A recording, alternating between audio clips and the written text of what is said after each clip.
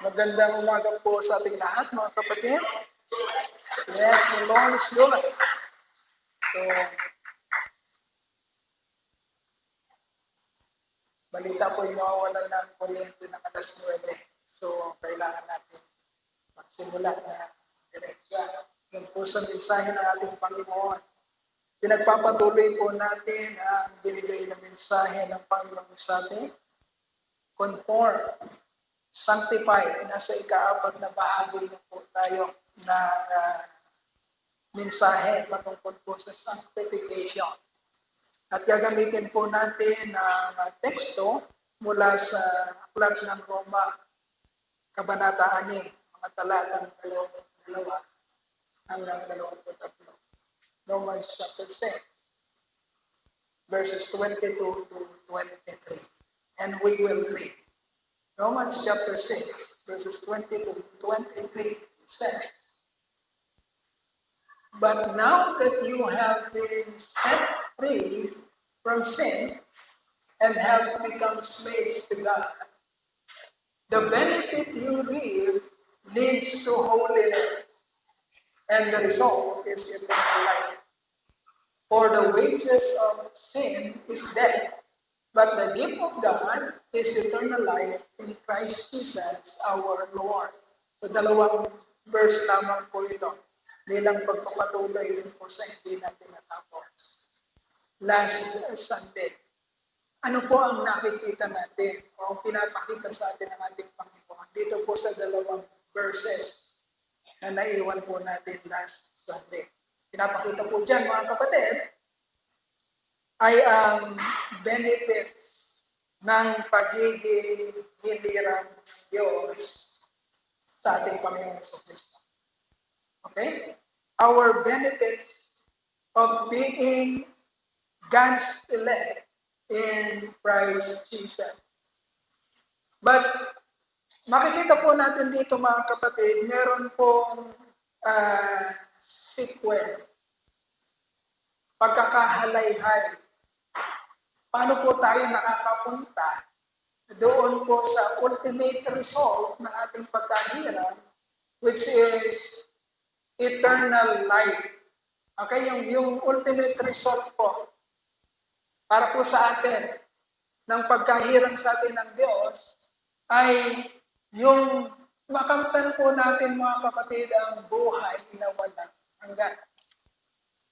But if we will read what Romans chapter 6 verse 22 to 23 has said, sabi po dyan, "But now that you have been set free from sin," that is number 1, and have become slaves to God, that is number 2, the benefit you reap leads to holiness, number 3, and lastly, and the result is eternal life. Okay? Tatandaan natin, mga kapatid, huwag tayong marangahuyo o matutokso sa mga aral na tipong iniligtas ka ng Diyos para sa isang hayahay na buhay na libre na o may permiso na gawin kung ano ang gusto mong gawin, may permiso na o may lisensya na magkasalang patuloy. Okay, kaya pinag-aaralan natin yung sanctification or sa Tagalog ay pagpapaging banal. Dahil natin palagi, mga kapatid, merong puntirya ang kaligtasan natin. We are not saved just for the sake of being saved. And then, bahala na tayo kung anong gusto natin gawin. Hindi ganon kababaw ang pagpaplano ng Diyos. Hindi pa man nagsisimula ang sandaigdigan, hindi ganun kababaw na nagplano ang Diyos na piliin ka, hiramin ka, iligtas ka, kilalanin ka, idestino ka, and then sa panahon na ikaw ay ligtas na, ay walang kabuluhan ang buhay na yan. Hindi ganun kababaw ang plano ng Diyos para sa atin mga kapatid. So, bagaman punong-puno ng benepisyo, ano yung benefit sa Tagalog? Kapakinabangan? Benefits. Pakinabang. Bagamat punong-puno ng benepisyo o pakinabang ang ating buhay bilang mga hinirang ng Diyos, mga kapatid, makakakitaan ito, take note of this, ng katuturan. Okay? Katuturan. Hindi mo pwedeng pangalandakan, ligtas ako, anak ako ng Diyos. Pero pag tinignan ng langit at ng madlang people, ang buhay na yan ay hindi makakakitaan ng katuturan. Hindi pwede. Hindi ganon ang plano ng Diyos. So makikita natin dito yung apat na sequence or tatlong sequence bago tayo makarating, kapatid, doon sa ultimate result para sa atin ng ating kaligtasan, which is yung makamtan natin ang buhay na walang hanggan.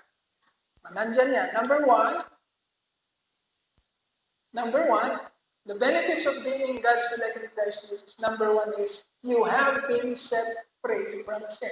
Number two, you have become slaves to God. Number three, you have reaped the benefit of holiness. And then the result is the gift of eternal life. Nakasulat po yan. At tatalakayin po natin ang ibig sabihin niya. Now, if we expose yung verse 22, you have been set free from sin. So, sinulat mo ba, Miguel? Yan, you have been set free from sin, mga kapatid. Pag binasa mo yan, the sentence is in passive voice. Not to and not. Walang ng letter T. The sentence is in passive voice, not in active voice. Meaning, you are not the doer of the action. Ano yung action ba? Ano yung action na nangyari? Ang action is to set free from sin. Pinalaya ka sa kamandag ng kasalanan. Yun ang gagawin. Ang pagpapalaya sa iyo sa kamandag ng kasalanan. Pero yung sentence diyan, sinabi, you have been set free from sin. Ibig sabihin, hindi ikaw, pakinggan natin mabuti, tsagain natin.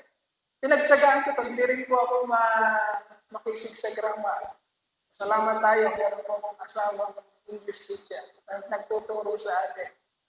Okay. Napaka-importante pagka dinididak natin or inaalam natin yung konteksto or yung meaning ng salita ng Diyos, naiintindihan natin yung mga grammar niya. Ang sabi kasi, you have been set free from sin. Pinalaya ka.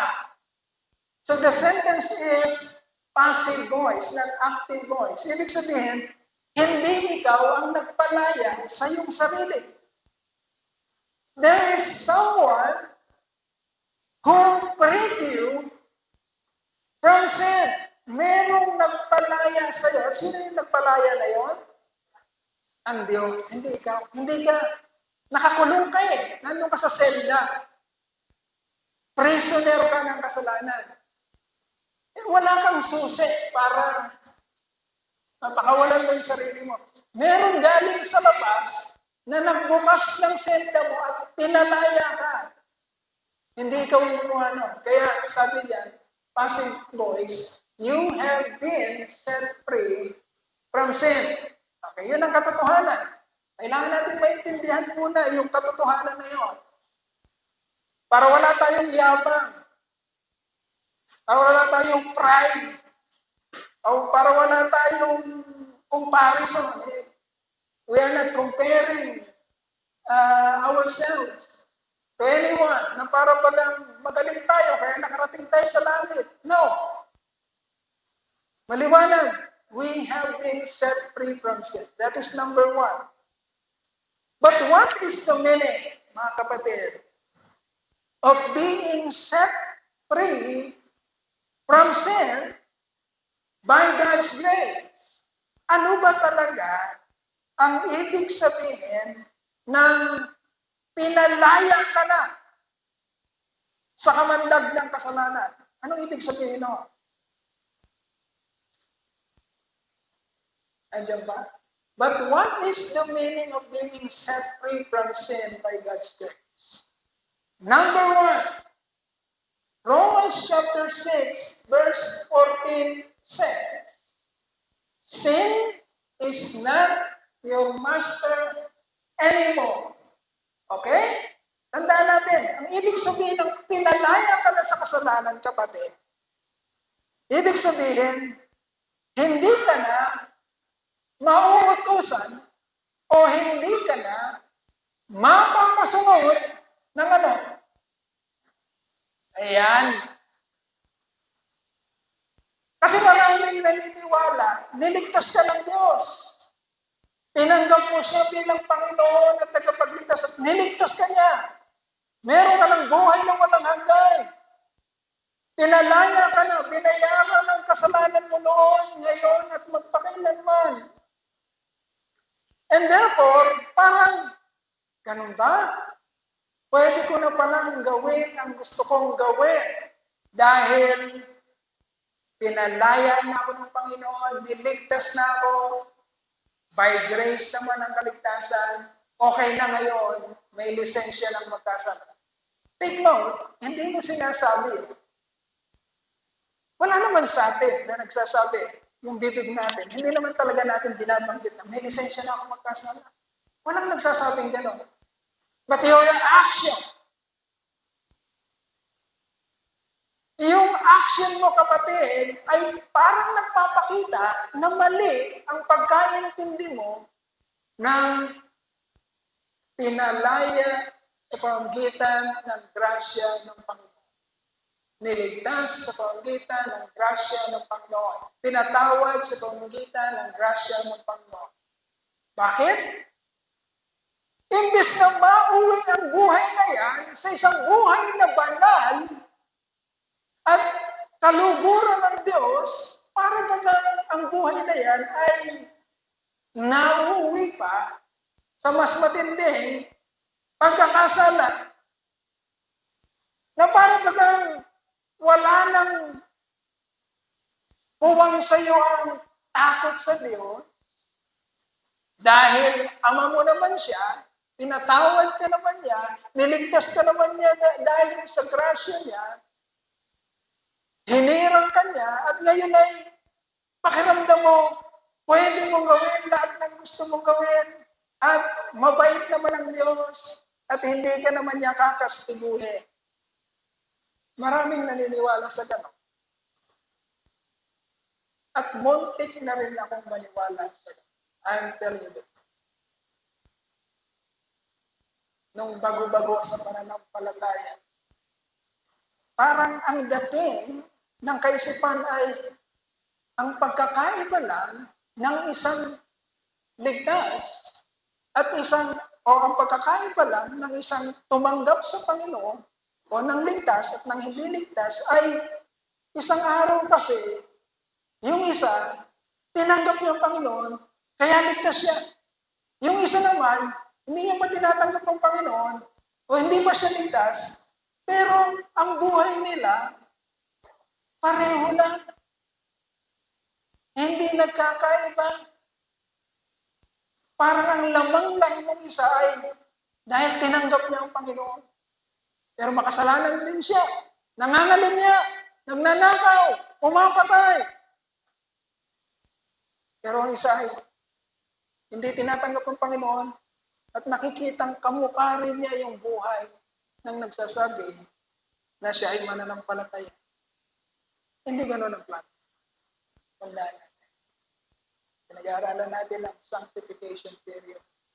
Ito ang panahon ng sanctification period, mga kapatid, ay panahon na ipapakita ng Diyos, He will made manifest. Ilulutan niya ang katuturan ng ginawa niyang kaligtasan sa sangkatauhan.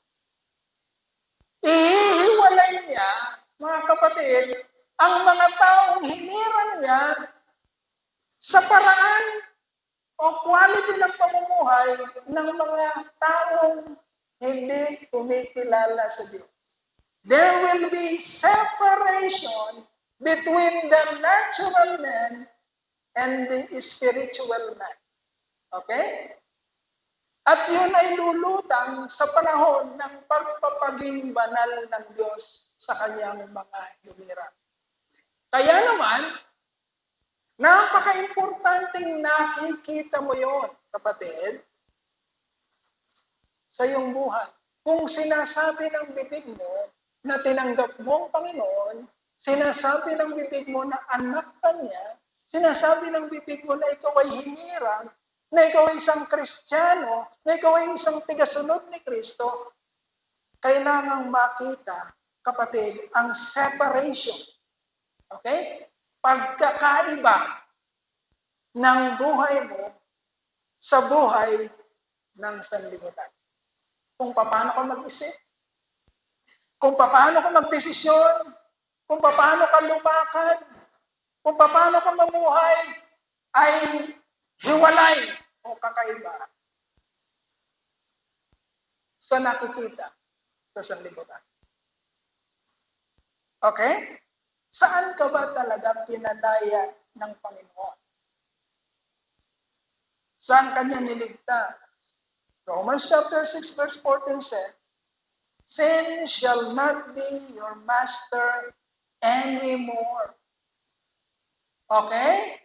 Ibig sabihin, binigyan ka ng kakayanan ng Diyos, pinalaya ka sa kuko, sa kamandag ng kasalanan, at hindi na ito nagkakaroon, kapatid, ng hindi na siya ang boss ng buhay mo. Hindi na siyang umiiral sa buhay. Hindi na siyang nakakapanaig. Hindi na siya pwedeng dumating parang isang boss. Ang kasalanan na hindi na pwedeng dumating sa buhay mo na parang isang boss na pagtimpla mo nga ako ng kape. Hindi na siya boss. Okay? Doon ka pinalaya ng Lord. Kapag ka nandun ka pa sa kasalanan, kapatid, wala kang magawa. Pagdating ng boss mo, pagdating ng kasalanan, at tutoksohin ka, at sinabi niya, pagtimpla mo nga ako ng kape, wala kang magawa. Bakit? Boss mo siya. Now that you have been set free from sin, sabi diyan, hindi mo na siya master. You can say to him, pag dumating ang kasalanan at tutoksohin ka, meron ka na ngayong kapangyarihan na magsabi ng, no! Hindi na kita boss.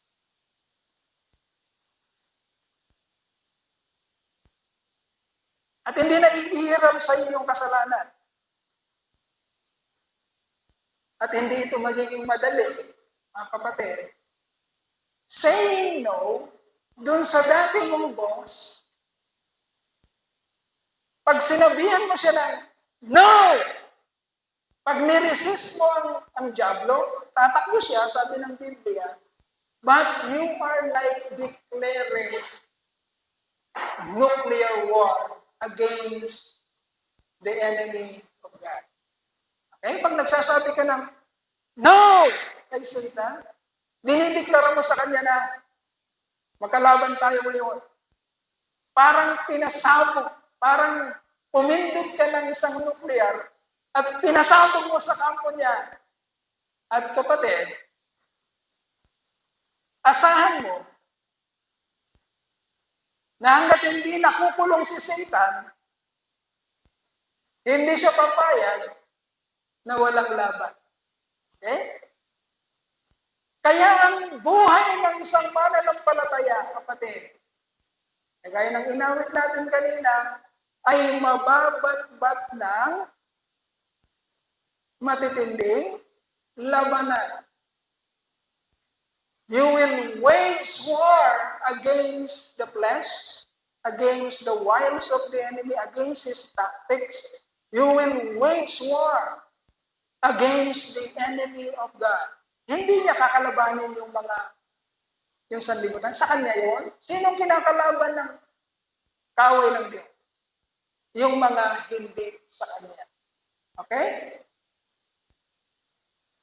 So yun nagiging dahilan, mga kapatid, that kailangan natin ng perseverance sa ating pamumuhay bilang mga mananampalataya.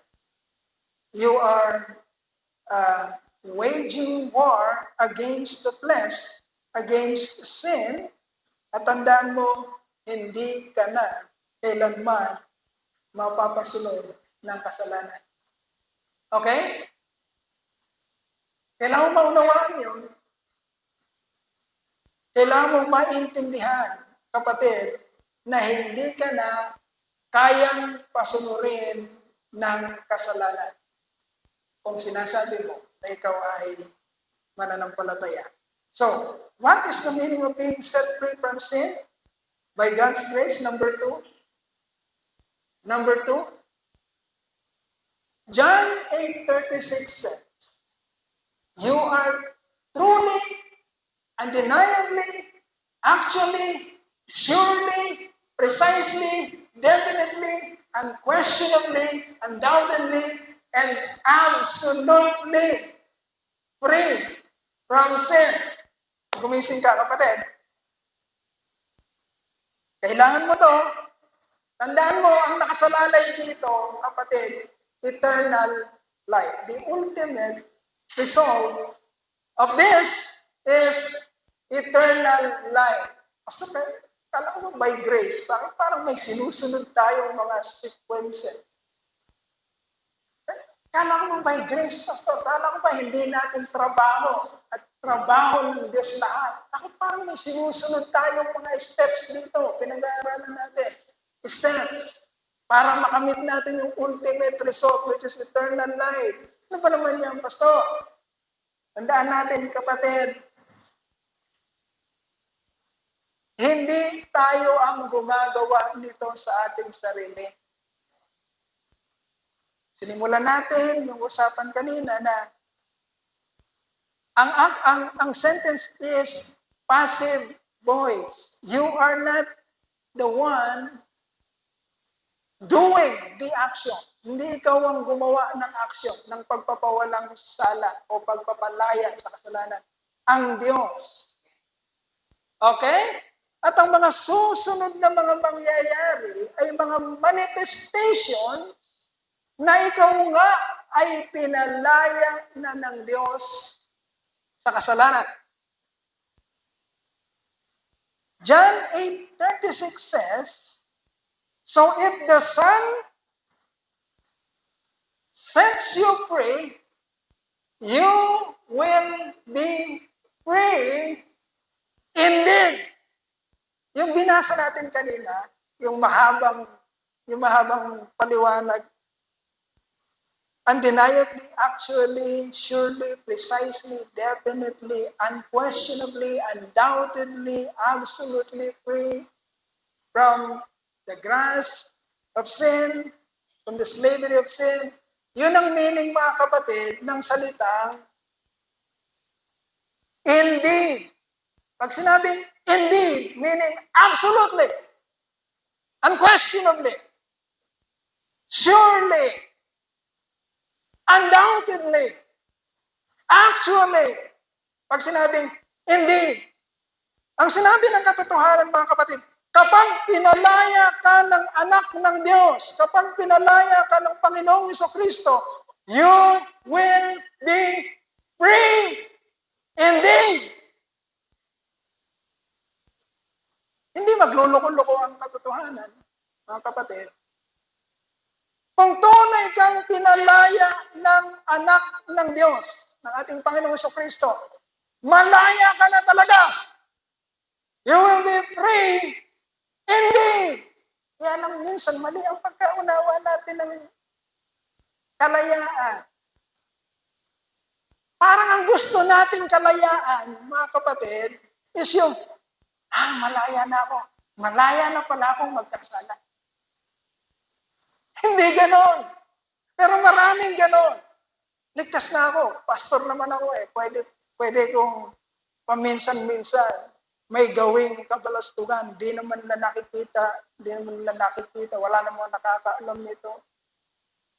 Bagamat alam nito ng Diyos, by grace naman, maiintindihan niya ako, alam niya ang kahinaan ko, pwede kong gawin kung anong gusto kong gawin.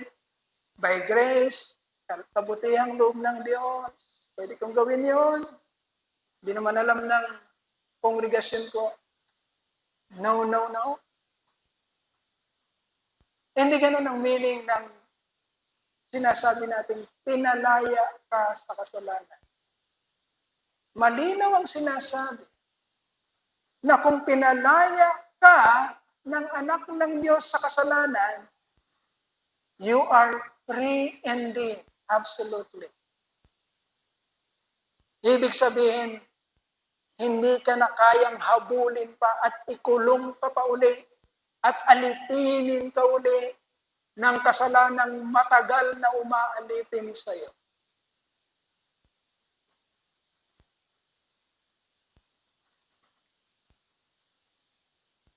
Knowing the truth is your freedom, my dear brethren. Kapag hindi mo naiintindihan ang truth, kayang-kaya kang isway ng kaaway sa kung saan niya gustong pagdalhan sa iyo. Kapag hindi mo naiintindihan.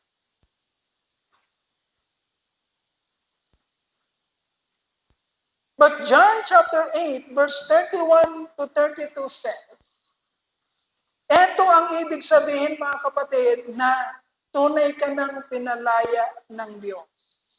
Ito ang manifestation, ang makikita sa iyo. John 8:31, verse 32 says, if you hold to my teaching, you are really my disciple. Then, you will know the truth, and the truth will set you free. Okay? Kapatid, hindi ka lumaya ng magic. Magic! Pinalayaan ako ng Diyos na wala kang naiintindihan. No?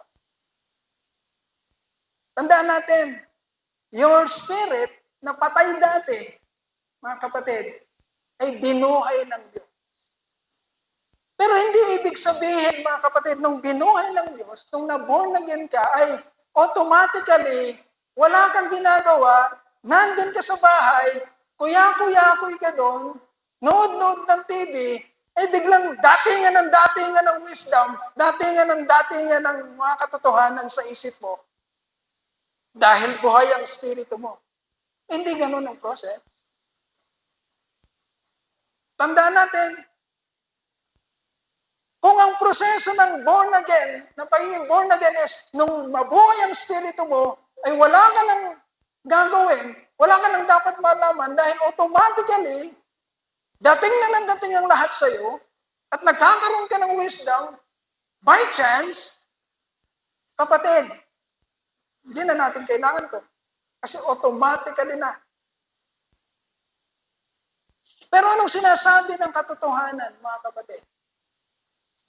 Ang manifestation ng isang pinanganak muli sa Espiritu, mga kapatid, ay parang isang bata. Isang sanggol na nabuhay, dumating sa Mother Earth, at anong gagawin ng sanggol na yan? Ang unang gagawin niya is umiyak. Bakit siya iiyak? Bakit iiyak ang bata? Nagugutom siya. Uha! Anong hinihingi niya? Gatas. Una, gatas. Ano yung gatas ng Espiritu?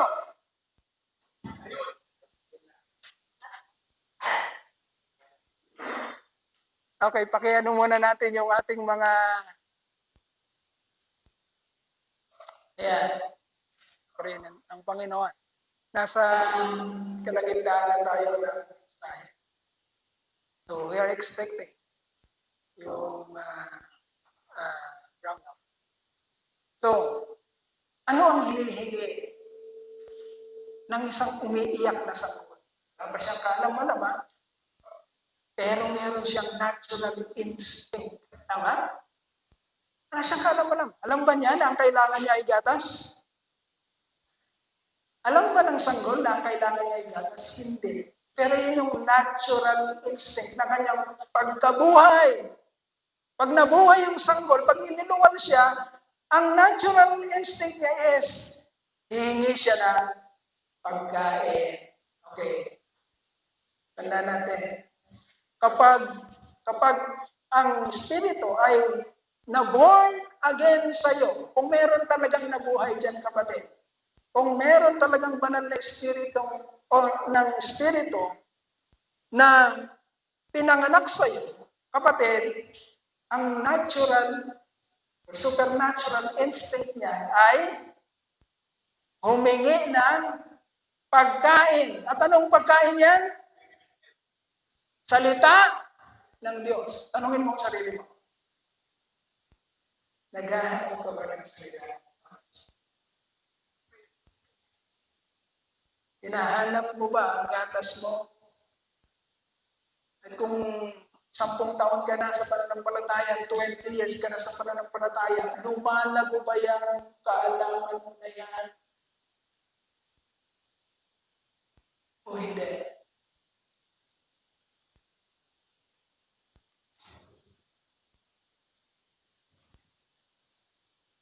This is the manifestation. If you hold on to my teaching, Jesus said, listen very carefully, huwag niyong patakbo-takbuhin ang isipan niyo.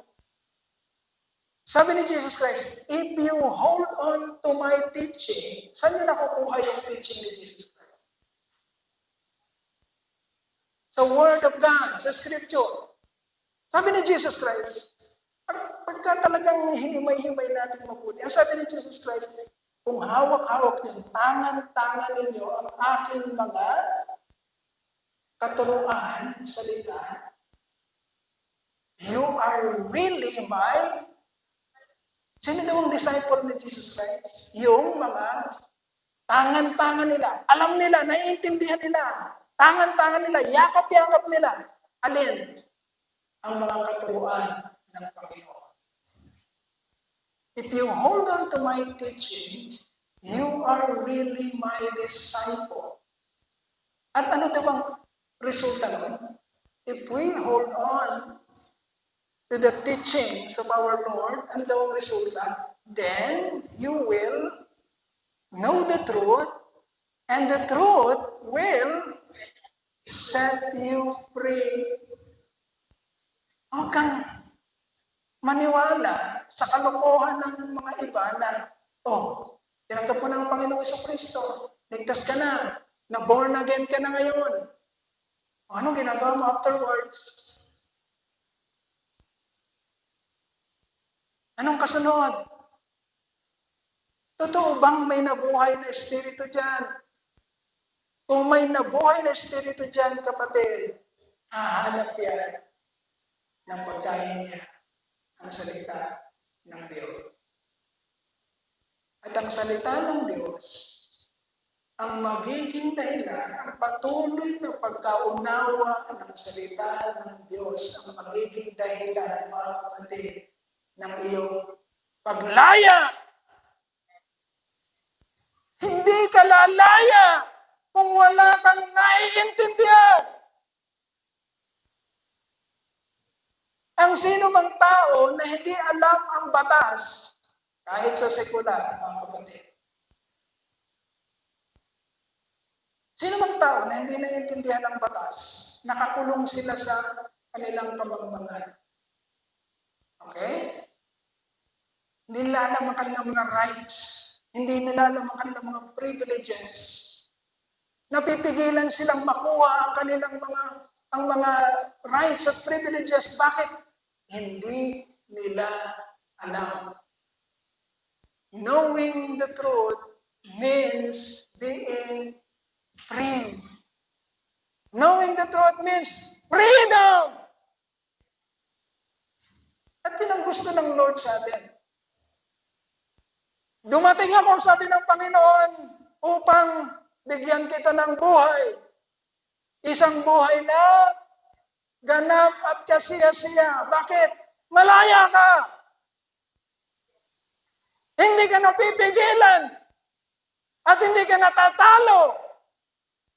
Bakit? Alam mo, naiintindihan mo. Yun ang ginagawa sa iyo ng banal na Espiritu. Sabi ng Panginoon, aalis ako. Pero pag alis ko, meron akong ipapadala sa inyo. At sasabihin niya sa inyo ang lahat na kailangan niyo para sa inyong kamay.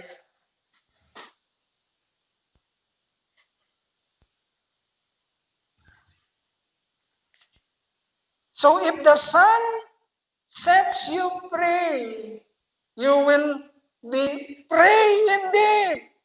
Malaya ka.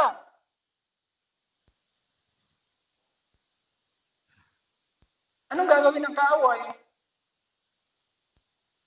The enemy blinded you about the truth. Ayaw niya kasing maintindihan mo. Ganun ang kaaway. Ayaw niya maintindihan mo. Bakit? Pag naintindihan mo kasi, lalaya ka. So, anong gagawin niya? The enemy of God will continually prevent you from knowing the truth. And he will offer to you things which is good. Things which is good. At papalitan niya yung katotohanan. Sasabihin niya pagdating niya, ano Eva? Ano Eva? Ano sabi Eva ng Lord, ng Panginoon mo? Sabi ba niya, pag kumain ka lang, mamamatay ka? Aba, hindi ah. Hindi. Maganda ang mangyayari sa iyo pag kumain ka. Malalaman mo. Binabaliktad ng Diablo, di ba? Hindi ka mamamatay. Iba blind ng nakaaway ang katotohanan. Anong ginagawa sa sangkatauhan din? Maraming naniniwala dito. Tanggapin mo si Kristo bilang Panginoon at tagapagligtas. Walang mali doon. May mali ba doon? Wala. Pero titignan mo kung paano niya binablind o paano niya, ang tawag dito, tinatakpan ang katotohanan. Tanggapin mo ang Panginoon bilang Panginoon at tagapagligtas. Ligtas ka na. Okay? Anong mali doon? Wala. But then, may mga bulong na, di ba ligtas ka na? At ang kaligtasan na yan, ang sabi dyan, binayaran ng Diyos ang kasalanan mo noon, yung mga ginagawa mo ngayon, at yung gagawin mo sa buong buhay mo, sa inaarap, bayad na. So, anong ibig sabihin nun? Isip-isip, anong ibig sabihin nun? Ibig sabihin, may mga kasalanan pa pala akong gagawin. Nabayad na. Marami pa pala yung nabayad na. Ibig sabihin, malaya ka. Magkasala. At bayad na yun. Parang, sige lang, utang lang ng utang. May magbabayad naman, hindi naman ikaw. Parang gano'n. Hindi gano'n ang sinasabi ng truth. Kaya ang sabi ni Jesus Christ, if you hold on to my teaching, you are really my disciple. And you will know the truth, and the truth will set you free. Anong katotohanan? If the Son sets you free, you are free indeed. Saan ka pinalaya ng Panginoon? Sa kasalanan. O ba't ka sa kasama mo? Di ba pinalaya ka na? Ba't ka sa kasama mo yung kasalanan? Ibig sabihin, hindi mo naiintindihan ang katotohanan na sinasabi ng Panginoong Jesucristo. Tandaan natin mga kapatid. Wala na nga pala dyan. Yung last point natin. What is the meaning of being set free from sin by God's grace? Number 3, we will close with this. Galatians chapter 5, verse 1. Ang ibig sabihin, kapatid, Galatians chapter 5, verse 1 says, you are expected to stand firm and never again be enslaved to sin. Dahil sinasabi ng Galatians chapter 5, verse 1, it is for freedom that Christ sets you free. So do not let yourselves be burdened again by any yoke of slavery. Okay? Isang motibo na gustong mangyari ng Panginoon, ng Diyos. Bakit niya ibinigay ang kanyang buhay? Ano yun? Para wakasan. Alin ang wawakasan niya? Yung slavery mo sa kasalanan. Because the heaven cannot look at sin. God is perfect holiness. Hindi siya, hindi siya makatingin sa kasalanan.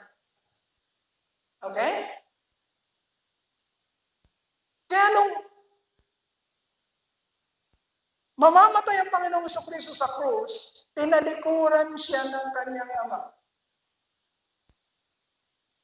Yan yung time na sinabi ni Jesus Christ. Always, ang connection niya sa kanyang Ama ay sa pamamagitan ng pagtawag niya ng Ama. Ama. Okay, always. Hindi mo mababasa na hindi tinatawag ni Jesus Christ ang kanyang Father na Father. But in one instant, as Jesus Christ was dying at the cross of Calvary, merong isang instance na sinabi niya, my God, why thou hast forsaken me?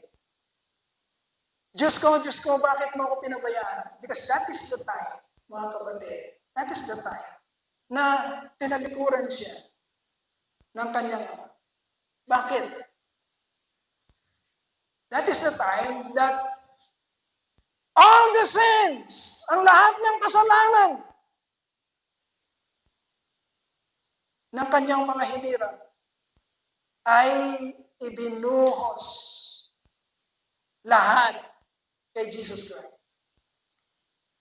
Jesus Christ is no longer Jesus Christ. Sa pagkakataon na yun, pastor naman 2 Corinthians 5:14, kung hindi ako nagkakamali. God made him who had no sin to be what? To be sin for us, for you, for me. So that in him we might become the righteousness of God. Sa pagkakataon na yon, tinalikuran siya ng Ama para ilipat niya ang kanyang pansin. Si Jesus Christ naging kasalanan natin at tayo ay naging katuwiran. The divine exchange. Dati hindi ka matignan ng Diyos. Aloha? Bakit? Makasalanan ka. Dati hindi matignan ng Diyos si Pastor Toy. Bakit? Makasalanan siya. But by the virtue of Jesus' sacrifice 2,000 years ago, kapatid, nagkaroon ng chance. Tinignan ka ng Diyos bilang matuwid.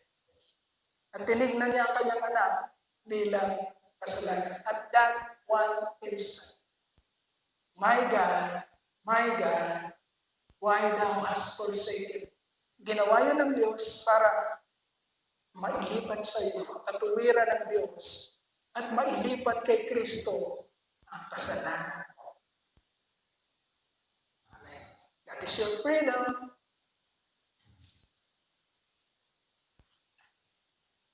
It is for freedom that Christ has set us free.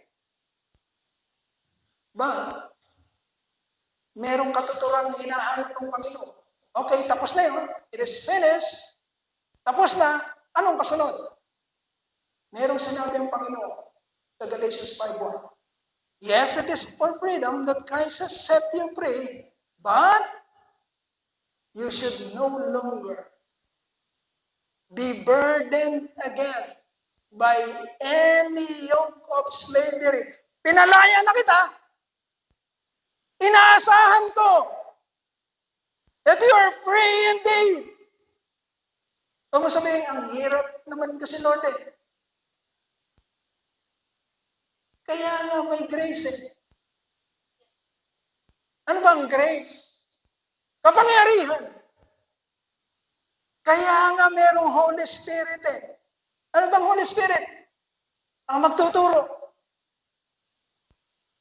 Kaya nga merong pakikialam ang Diyos eh. Sa Kanya. Na makapag-iingat sa atin. Upang hindi tayo magkasala. Yan ang mga katotohanan dapat naiintindihan natin. Yun. Hindi yung ligtas na. Siguro naman paminsan-minsan makasiping naman sa iba. Makasiping naman sa iba, ligtas naman ako eh. No. Walang gano'n. Walang gano'n. It is for freedom that Christ has set us free. Stand firm then, and do not let yourselves be burdened again by any yoke of slavery. So therefore, we'll finish with this one. Therefore, sanctification means winning the battle against sin by the grace of God. Yun ang sanctification. Winning the battle against sin by the grace of God.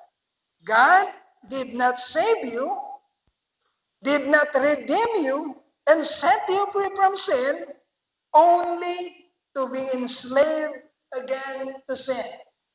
God intended to empower you to conquer sin and completely put to death your sinful nature. Marami pa niyan. Palakpakan po natin ang ating Panginoon. Tayo po ay magpasalamat sa Hallelujah. Hallelujah. O, manalangin kami. Napakabuti mo po sa nandito po ang iyong mga anak. Ang Truth and Life Christian. Ama, wala po kami nananapan. Wala po kami kayang intindihin. But,